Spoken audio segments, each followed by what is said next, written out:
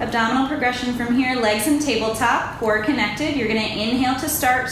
Exhale, draw up and in as you reach that leg out long on that 45-degree angle. Reach through your heel in order to draw up into those lower abdominals better. Then you're gonna exhale to pull that leg back in. Again, inhale to prepare, exhale, reaching long, and then draw that leg back in. For your incline plank, you're gonna start with your hands shoulder distance apart, weight back into your heels, holding here, breathing throughout, drawing up and in through your abdominals as you exhale. Inhale to release. Bridge with a strict press. So we're going to begin with our feet hip distance apart and the heels comfortably close to our pelvis.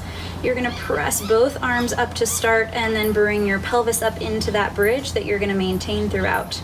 Then you're going to inhale to slowly lower the arms down towards your chest, barely tapping your elbows to the floor, and then exhale to push it back up. Inhale to lower, keeping those elbows close to your rib cage throughout. Exhale to press back up. If you need to take a break in between each rep, feel free. Press up, lower the pelvis, lift the pelvis, and then lower the arms. So again, you're exhaling as you press up. Inhale to lower. Exhale. Inhale. Exhale. And bring it back in.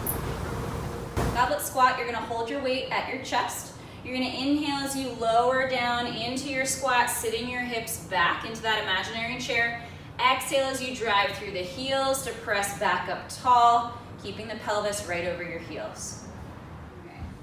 Static lunges, start with your feet a comfortable distance apart. Torso is nice and tall. You're gonna inhale to lower.